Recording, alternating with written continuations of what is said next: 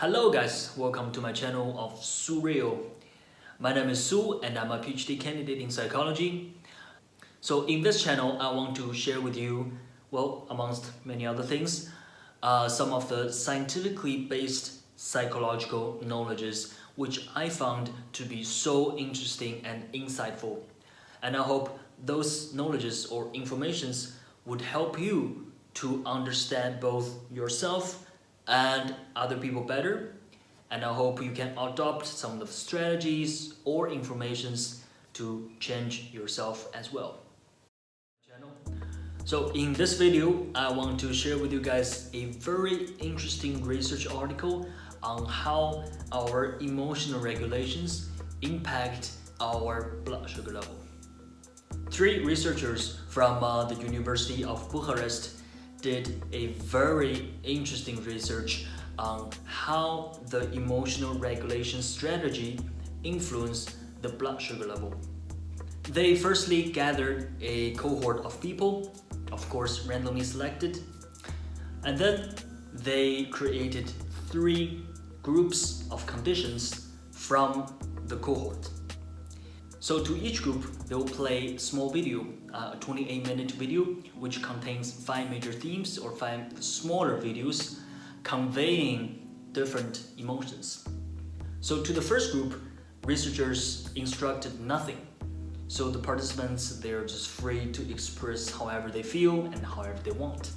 And to the second group, researchers instructed participants to not to show anything, to suppress their emotional response.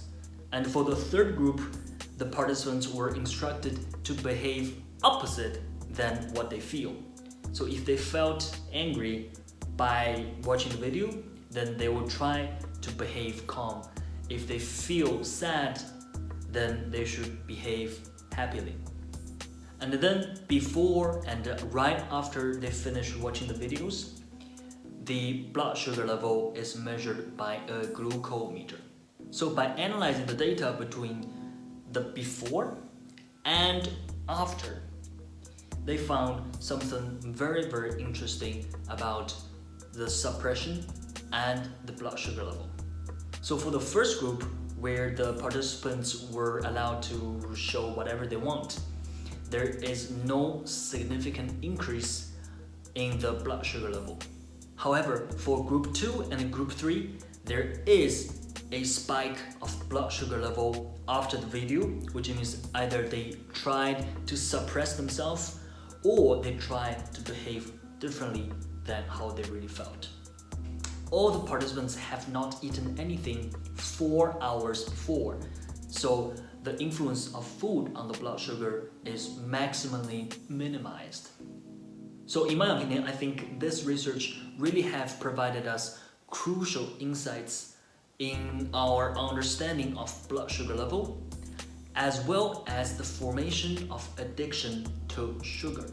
So in this research, we can see that when we try to suppress our feelings, when we try to inhibit certain natural behaviors from the feelings, or when we try to force ourselves to behave differently than how we genuinely feel, then our brain automatically gonna use sugar.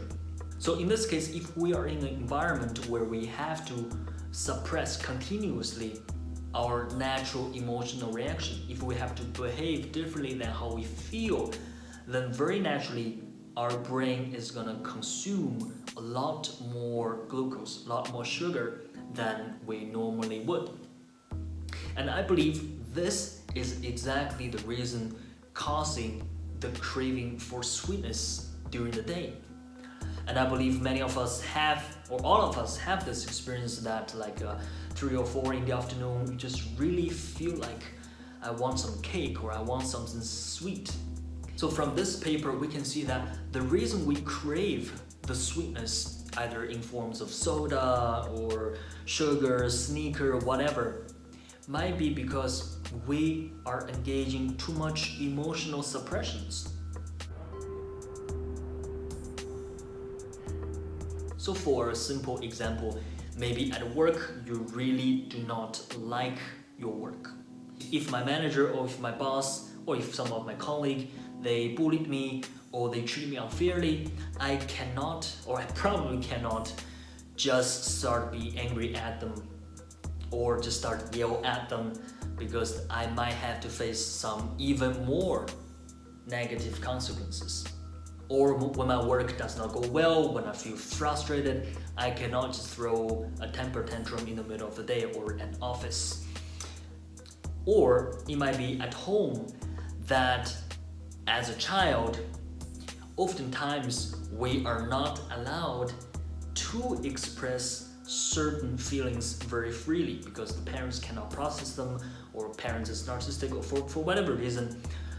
For example, many times anger towards parents is not allowed or it's not accepted very well. It depends on different environment, of course, but generally there might be a lot of emotional inhibition at home as well. So after the whole day of, say, emotional suppression, behavioral inhibition, as well as forcing ourselves to smile and behave differently or behave nicely, we might have depleted our sugar storage. In this case, our body and our brain automatically want to refill that sugar.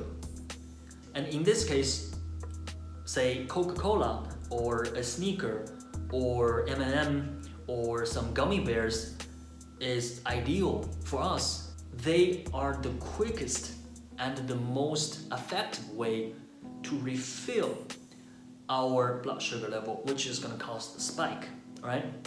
And in turn, this will help us, as we're just talking, to suppress our emotion even better or more effectively, or allow us to behave in a different way than we really feel. And the reason I say this is contributing a lot to the formation of addiction to sugar is that on one hand, as we depleted our sugar storage, then this extra sugar, the extra free sugar from, say, Coca-Cola, will help us to reduce that negative sensation of depletion. But at the same time, sugar is a natural reward for us, because sugar, or that large amount of sugar, is rare in natural environments. So whenever we drink, say, Coca-Cola, there is this natural reward, this natural release of dopamine, because our brain and our body still, I would say, probably 20,000 years or 10,000 years lag behind in evolution, still think that, oh my god, this thing, it is so nutritious, it's full of energy, take it and eat as much as you can, because they are not gonna be there all the time. So in this case, the consumption of those free sugars not only decrease your negative sensations of depletion, of no willpower, for instance, but at the same time, it increases a lot of your positive feeling. It's a natural reward, as we're talking. So from operant conditioning, the concept from behavioral branch of psychology, we can see that a decrease of a negative stimulus, negative sensations, has a positive effect. And the same as increasing the positive. So both reducing something feels bad and give you something feels good will both make you more likely to engage this behavior more. And when you have one, it's pretty good, but when you have two, it is a very, very powerful stimulus. And just like any other addiction, it's gonna cause strong emotional as well as physical negative impacts.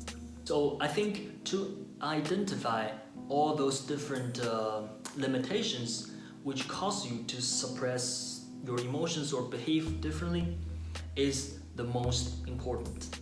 Because when you no longer need to suppress yourself, when you are more spontaneous, automatically you would not need that huge amount of sugar. However, I think it's important to note that those limitations does not need to be from outside. It could be, say, from work or from a boss, from whatever, from the environment.